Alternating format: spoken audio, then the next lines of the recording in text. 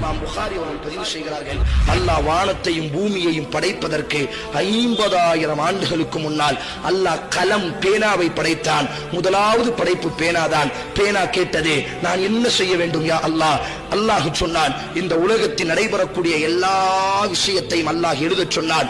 அந்த பேனா எழுதியது எவன் எவனுக்கு எவ்வளவு கிடைக்க வேண்டும், எதை அனுபவிக்க வேண்டும், எதை சாப்பிட வேண்டும், எதை குடிக்க வேண்டும், எத்தனை வீடு கட்ட வேண்டும், எத்தனை முறை சாப்பாடு சாப்பிட வேண்டும், எத்தனை முறை மூச்சு விட வேண்டும் என்று எல்லா செயல்களும் நான் பிறந்ததற்கு பிறகல்ல, என் தாய் பிறப்பதற்கு முன்னால் அல்ல, வானம் பூமி அல்ல, வானம் பூமி படைப்பதற்கு 50,000 ஆண்டுகளுக்கு முன்னால் நான் எதை சாப்பிட வேண்டும், எனக்கு எத்தனை வீடு வேண்டும், எனக்கு எத்தனை பிள்ளை வேண்டும், எனக்கு எத்தனை முறை கண் கலங்கும், எனக்கு எத்தனை முறை சிரிப்பு ஏற்படும் என்ற எல்லா தகவலையும் அல்லாஹ் எழுதி வைத்து விட்டார்.